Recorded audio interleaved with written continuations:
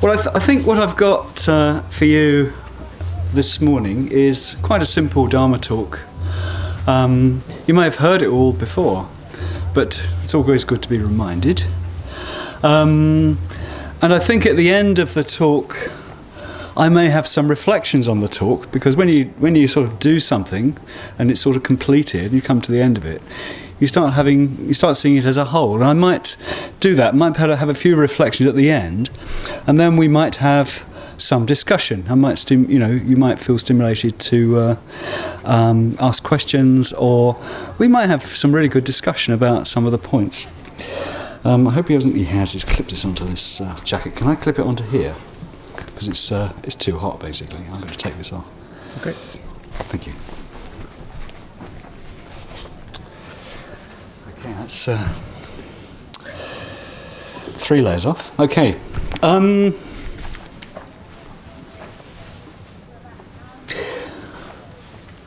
I think when we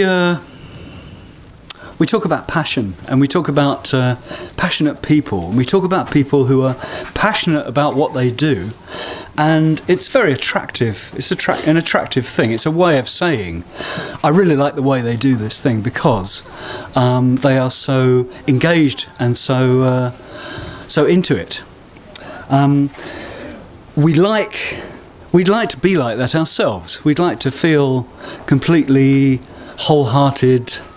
There's another word people use, full-blooded. So passion these days, it's a kind of modern thing, I think. Passion is considered a good thing. Such and such a person is so passionate about the way they do what they do, and we like that. On the other hand, there are some quite negative meanings from the word passion. For example, you've got the famous crime of passion. And this is usually an area of high tragedy. In the news recently, actually, there was a case where you've got the murdered husband covered with his coat. It's very tragic. Covered with his coat and the message, "I love you," over the top of it.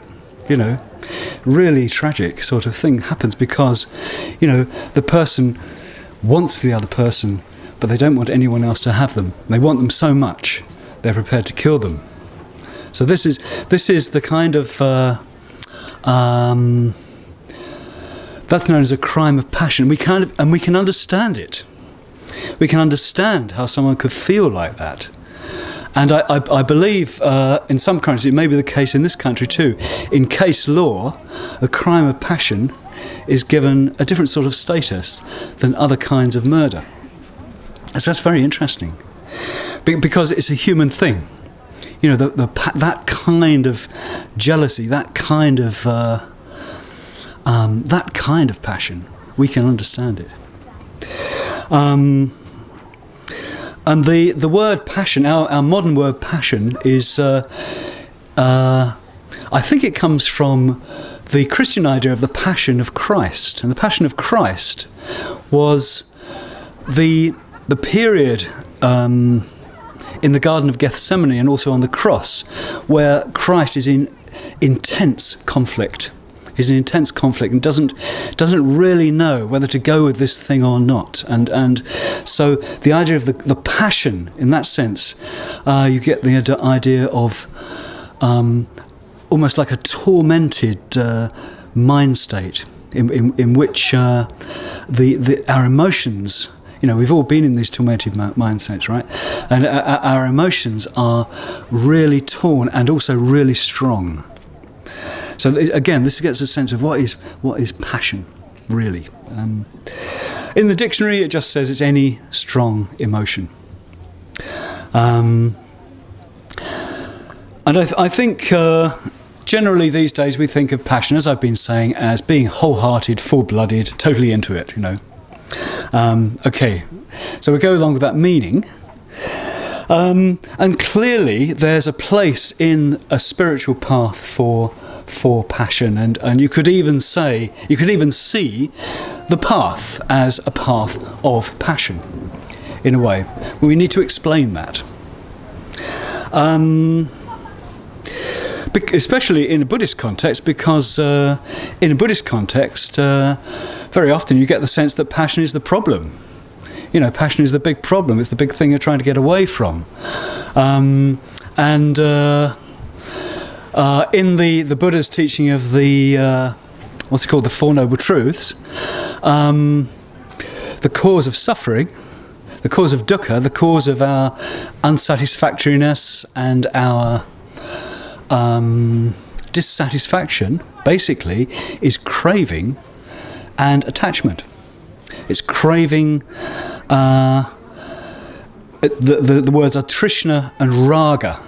Raga means something. Trishna means attachment or a craving, addictive craving, and Raga means passionate attraction. Passionate attraction, and of course, it's our passionate attraction to things that don't really bring full satisfaction. That is the cause of dukkha, a cause of our suffering. I'm going to go into this a bit. Clearly, the spiritual path of the path of abundance, if you like, or the path towards much greater fulfillment, towards liberation from addictive tendencies and craving. It's about integration. It's a path where we become more fully integrated into what we're doing. So in the sense that there is this sort of increased ability to be into the path, you could say. It's about integration. It's a path, as I've said, it's a path of integration of passion, of emotion. You could say it's a path leading from negative passion to positive passion. That's quite a nice, simple way of looking at it. You could say it's a path of purification of our passion. And that path is a path, as it always is, it's a path of mindfulness and awareness, because this is a central nub of the Buddha's teaching, is the practice of awareness, open, interested, curious, and informed awareness. This is mindfulness. Okay.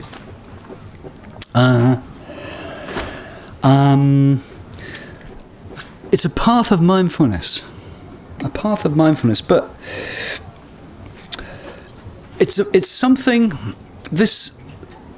Our emotions, our passions, are something we need to catch hold of. If we're going to practice mindfulness, we need to somehow catch hold of our experience. And again, this is also part of the path of mindfulness, finding our passion. I mean, a lot of the time, a lot of the reason why we're so attracted to the idea of passion is because we're so often not in that state, not in that aroused state. Very often, we're a little bit cut off or a little bit lacking in energy. We so often feel a bit dull, etc. So we need to find our passion as well. It's also part of the path, you could say. Well, in terms of the practice of mindfulness, in terms of the practice of developing awareness, we catch our experience in a particular place, in a particular part of our experience. And that particular part of our experience is there all the time. So if you look at your experience, feel your experience, what do you experience? You experience body. You experience your body. And that experience of body, all the sensations that make up that experience of body, the elemental sensations, actually, the earth sensations, the watery sensations, you know, the fire sensations, etc. They are something we feel, and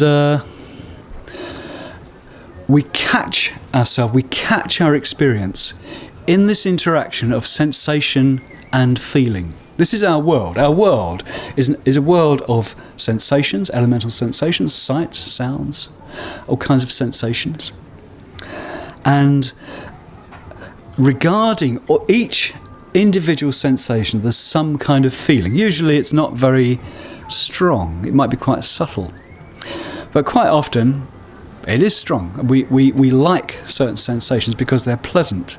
We don't like certain sensations because they're unpleasant. When it rains, most of us feel, oh no, it's raining. And when it doesn't rain, the sun comes out, most of us feel, the sun's now come out. And there's a sort of sense of pleasure and pain in every little moment of our lives.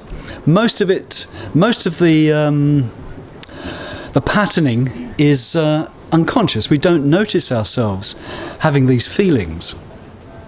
So the path of mindfulness is very much about noticing our constant reactions to pleasure and pain, basically. Our conscious pushing away painful experiences and embracing pleasant experiences. And this is where all our addictive tendencies come from. That's the root of it, is the habit of grasping at experiences which once gave pleasure, and now, of course, it changes. It changes all the time. Of course, sometimes it's more and more pleasure. But there's a kind of tendency to addiction in there, which is at the root of our dissatisfaction and sense of lack. So there's a connection there with our theme of abundance as well. Our sense of lack, our sense that we sort of can't be as abundant and as passionate, if you like, as we feel we should be. And I agree, you should be. So we're training in mindfulness. And the training in mindfulness practice is in behaviour, in our day-to-day behaviour.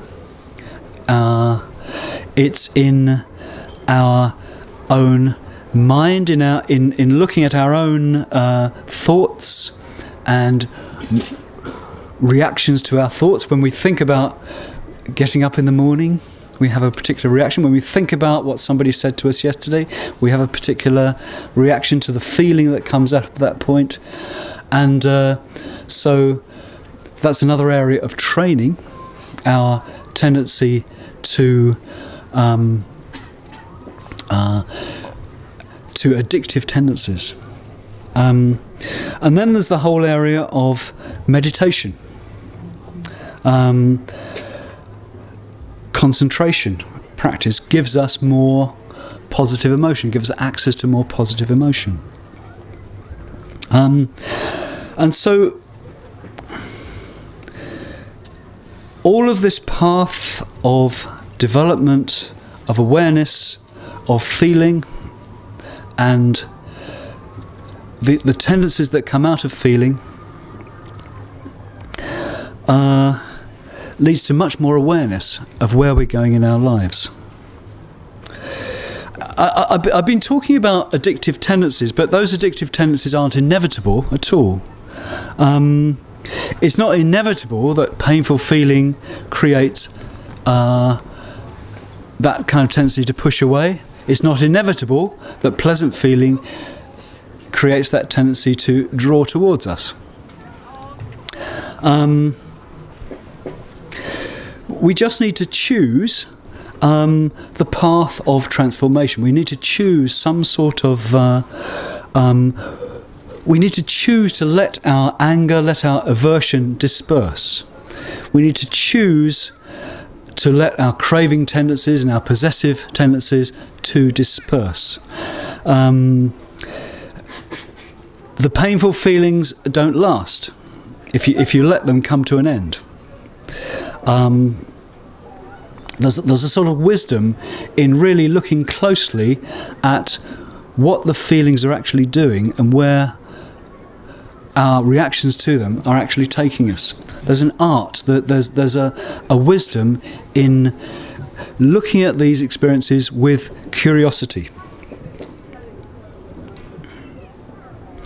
You know, there's always going to be negative feelings coming up, but if you can choose to let that passionate negative response, you can choose to let that disperse.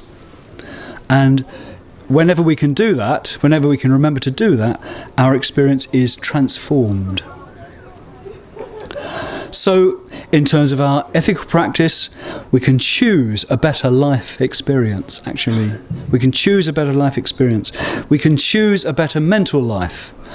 You know, with that little seed of awareness, we can choose to think differently about what happened yesterday or what's likely to happen tonight. We can choose to really think about these things.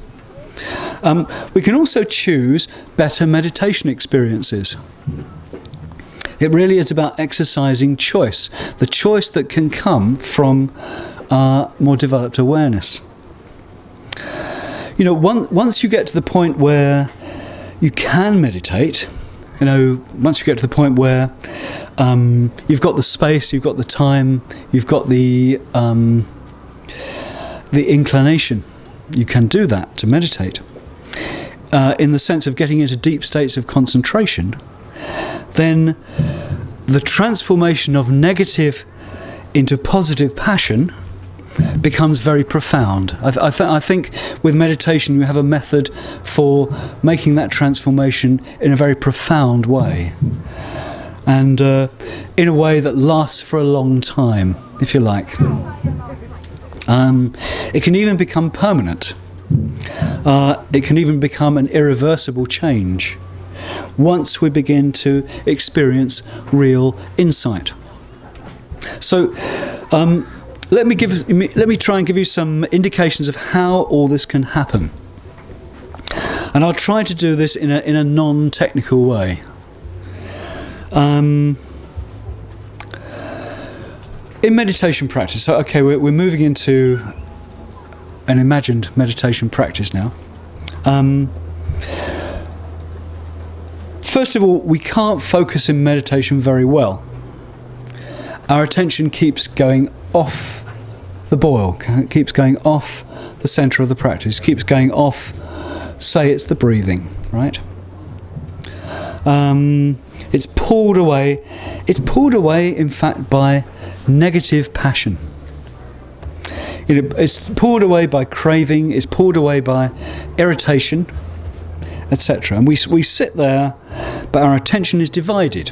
We've got this divided attention. It isn't wholehearted. It's divided.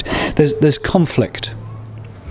It may be huge conflict. It's probably just a little conflict, but that little conflict is enough for us to sit in like two places at once, as it were.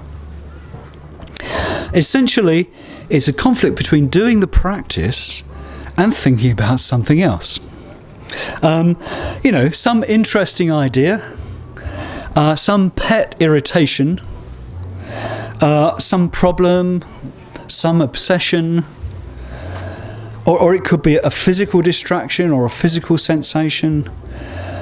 It could be a tune that's playing on the other side of the field. In this situation here, it's very often the case if you're trying to meditate and there's a bass line on the other side of the field that is really catching your attention. Actually, we could let that go, but it's so hard. We can't do it somehow. More often than not, we can't do that because the habit of being in two minds, as it were, goes very, very deep. So that's a hurdle that we need to overcome, and usually we overcome it through persistent practice in good conditions. And we overcome it through becoming convinced that actually meditation is a good thing, and it's good to apply yourself and keep applying yourself to it. Until we get to the point where we really have that sort of confidence in the practice, it's very hard to make sustained breakthroughs in the practice. You can make little breakthroughs, you usually come back again. We really need to practice daily with sustained interest.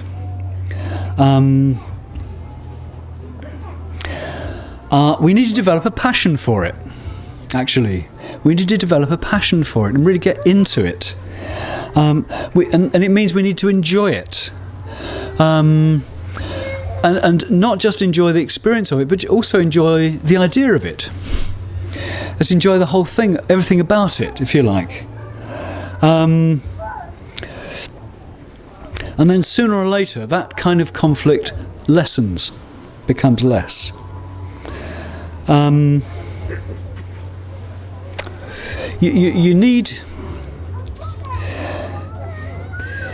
to choose. You need to see. You need to know that it's better to be one-pointed in your meditation than to be divided. You need to be deeply convinced of that, and that deep conviction doesn't just come because you think it ought to come. You need to choose that in the sense that you commit to it, and you aim for it and you prefer it to the distraction. When I'm talking about it, it sounds like it's really obvious, but in meditation, as I'm sure pretty much all of you know, it's very, very hard for some very weird reason. We need to appreciate that state of the one-pointed mind and nurture that appreciation. And this is it's a big training. It's a big area of training. It's not a small thing, because so much of our habitual thought and emotion is invested in distraction. Not in the particular distraction, just in being distracted. We're not really interested in that particular bit of music. Not really, but at the same time, for some reason, we can't let go into an undivided mind. It's really a weird thing.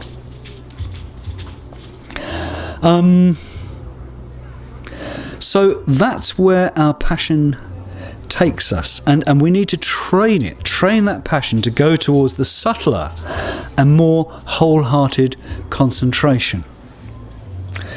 There's a lot in this little stage. I've been sort of harping on it in a bit. I've been going over the same stuff again and again, because there's so much in there that we need to train ourselves in. It can be very difficult, for example, to make the transition between the good ideas that come up as soon as we start putting ourselves in a meditation posture. We very often have lots of clear ideas about some plan, some project that we've got in our mind. It crystallizes, and so why wouldn't you want to think that through in the meditation practice? It's very hard to make the transition when we start to rest our attention in the breath, and it can seem like stepping from something rich and colourful into nothing. Into nothing. It's a bit like a step into the unknown. I think this is why we find that step so hard to take. It seems like a step into nothing. I think distracted mind is normal for us. Absorption in one point in concentration is a rarer and a subtler pleasure.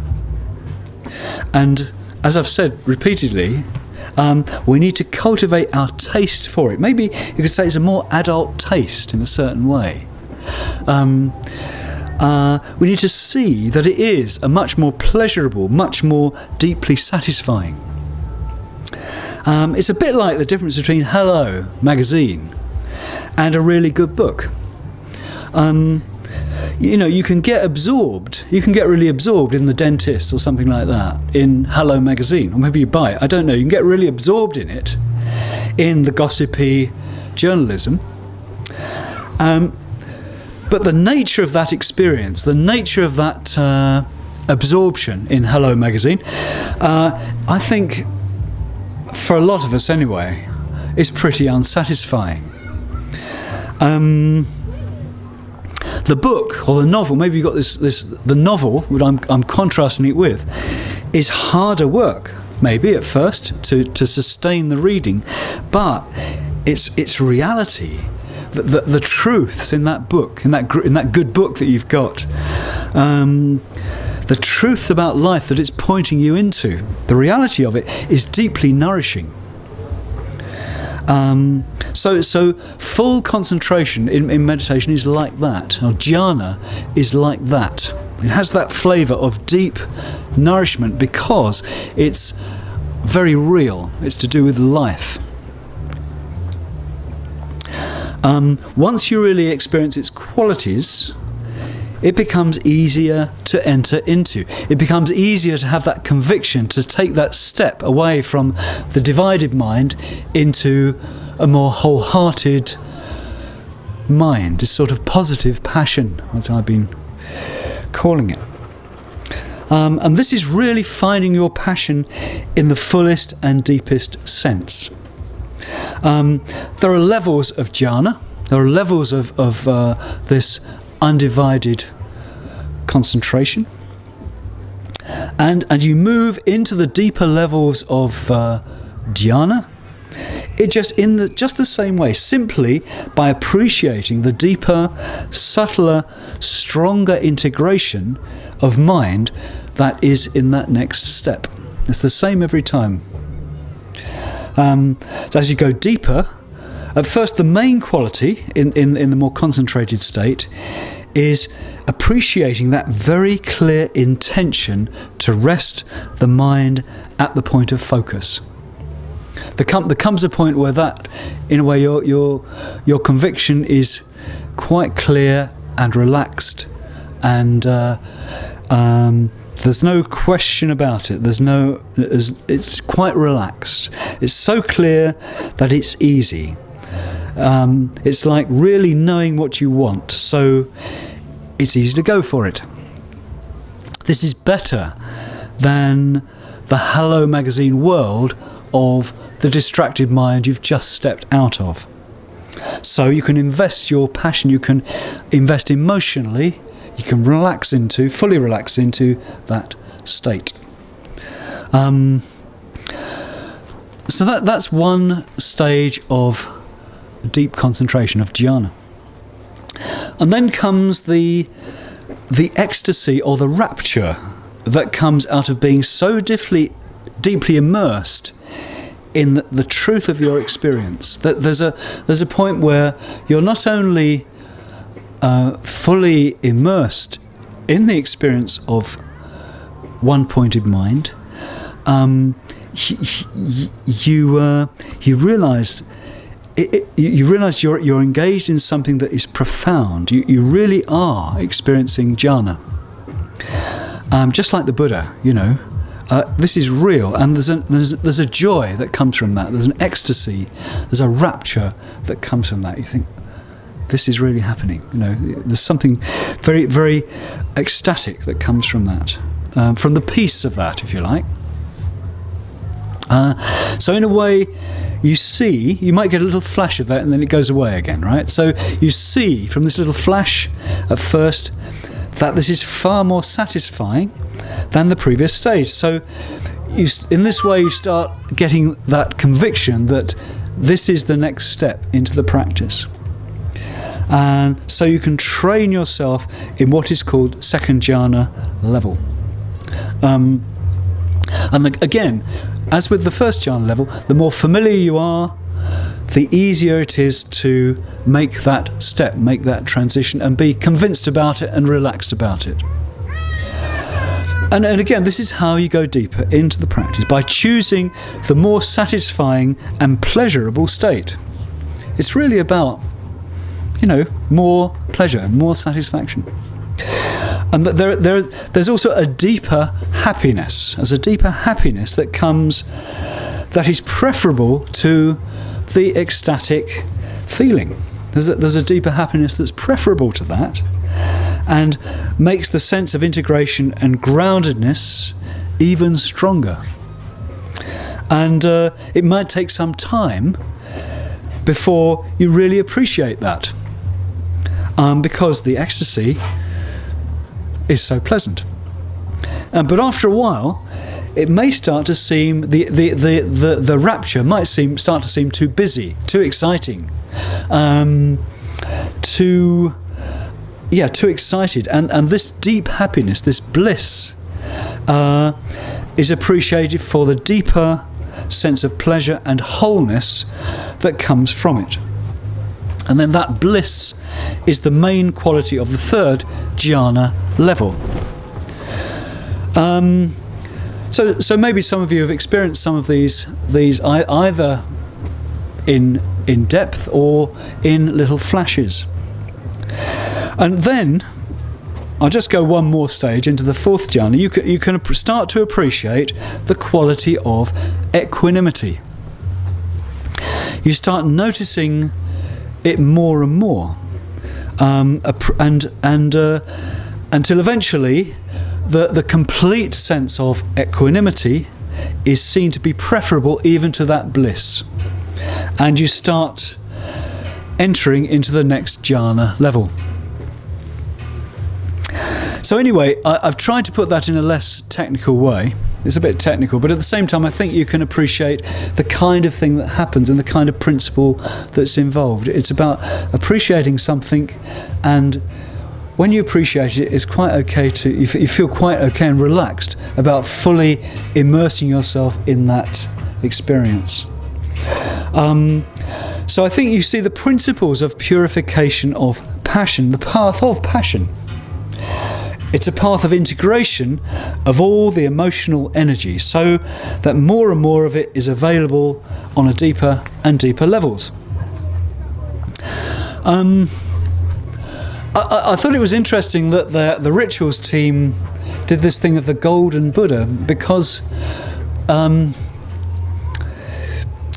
think this integration of passion was probably the reason why just before his death the Buddha was said to look just like gold. Apparently the Buddha is... we don't make very much of this. Apparently the Buddha had a very beautiful complexion. He had an amazing complexion. It was so amazing that people used to remark on it. But just before, at his death, when he knew he was going to enter into parinirvana,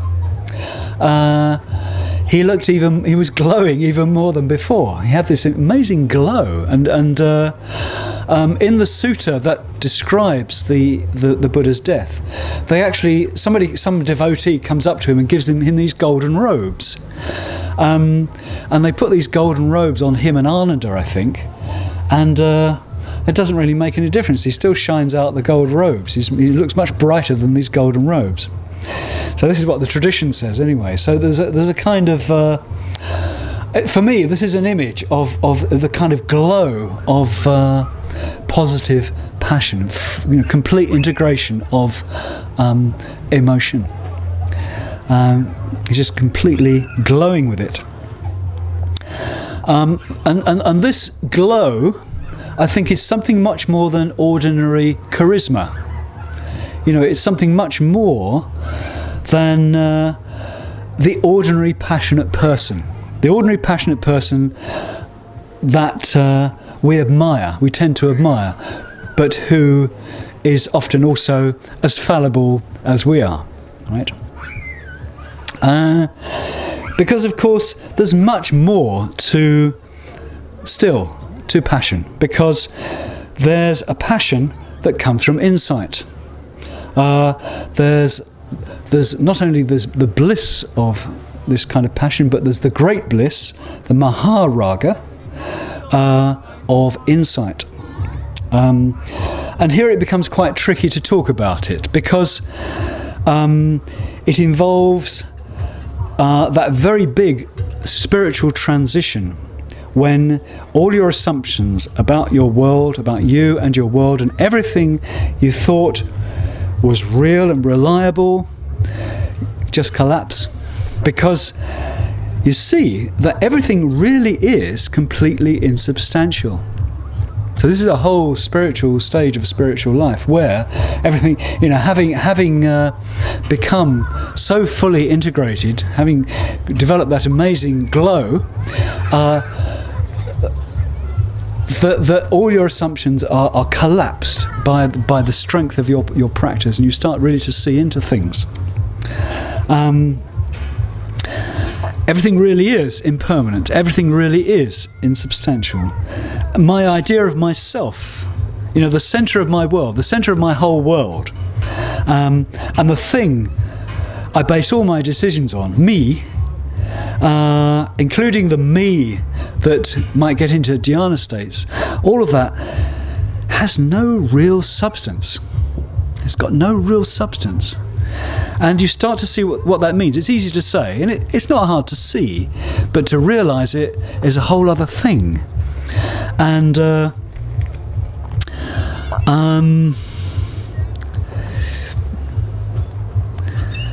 there's a process that comes out of this that can take a very long time. It can take a very large chunk of our Buddhist lives, our practice lives. As we realise the positive aspect of that collapse. We realise the positive reality that is the way things really are. And it's a very, very big change that we call the change involved in spiritual death and spiritual rebirth. And as you fully awaken to this positive reality, you can certainly say then that you're a passionate person. I think this really is the culmination of that process of purification and integration of passion. And that's the real golden glow, I would say, just to conclude. So there you are. That's a Dharma talk about some things you've probably heard about already. However, the emphasis has been on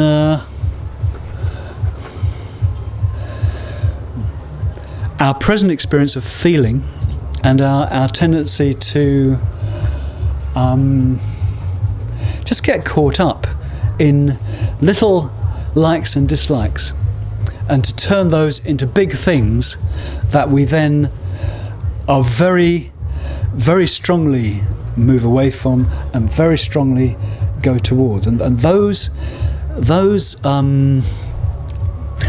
big tendencies, those tendencies to